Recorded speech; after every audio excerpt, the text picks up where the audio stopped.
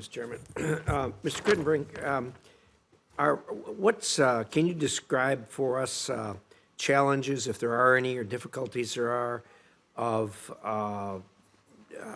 attracting diplomats to serve in the EAP area that you oversee? Is it difficult? Is it challenging? What's unique about it? The challenges of recruiting diplomats to serve in the Pacific? Yes, correct.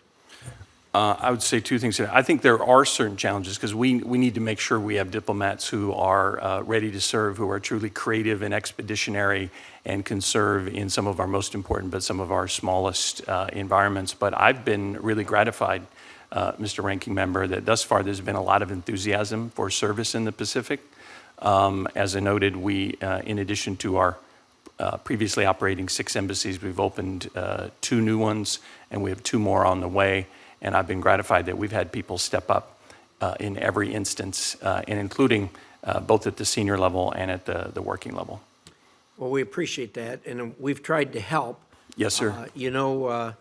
I passed the Secure Embassy Construction and Counterterrorism Act. I assume you're familiar with that.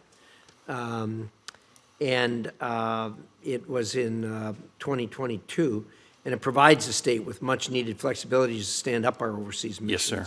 Which is especially useful in the Pacific Islands.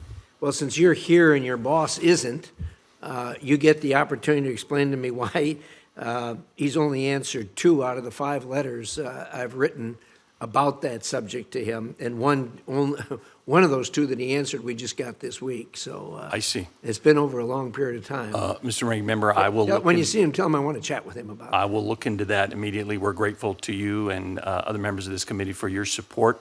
Because of your support, we've been able to open our 2 new embassies in the Solomons and Tonga in record speed, and I'm confident we will do the same in the very near future in Vanuatu, and we're still working on Kiribati, but grateful for the support. I appreciate that.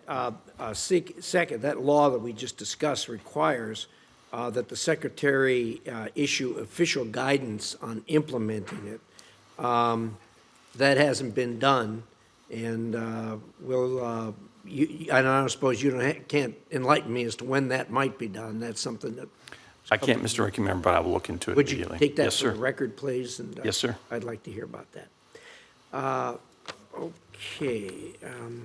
Mr. Ratner, I've been intrigued by the fact that the Chinese have been modestly successful in these policing agreements that they've entered into with some of the countries.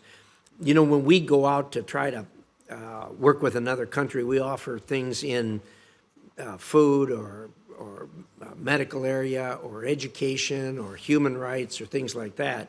But the Chinese focus on policing agreements. I think I know why, but can you enlighten us a little bit maybe why the Chinese focus on that? Senator, I believe the PRC is focused on policing agreements because it's a mechanism through which they can support and gain leverage over host regimes. And the population itself, would you agree with that? Yes. Have we thought about at all offering the same kind of services? Because look, that certainly for the people who run the country, obviously security becomes number one, particularly their own security, and hopefully being able to stay in office. So it seems like that's a pretty attractive bait to put out there to get countries to bite. So have you guys thought at all about making some kind of offers like that in the same lane?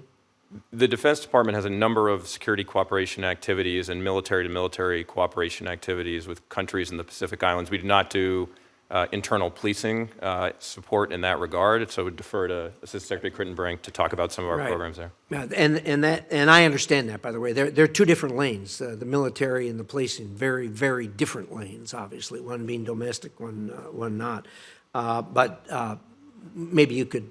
could speak to that very briefly, Mr. Ranking Sure. Member, that we've increased our own law enforcement assistance in the region, but I think perhaps even more importantly, we work together with partners in the Pacific family, Fiji, Papua New Guinea, Australia, New Zealand, who have a long-standing tradition of helping countries in the region with security and with policing, and I think that's been quite effective to show that there are obviously alternatives to PRC policing agreements, which are opaque and we think deeply concerning. Yeah, I think we're all concerned about that. When they first started popping up, I would strongly suggest that you guys revisit your efforts in that regard and see how you might be able to make them more attractive. So when they do bite on the hook, that it's our hook and not the Chinese. So thank you. My time's up. Thank you, Mr. Chairman. Senator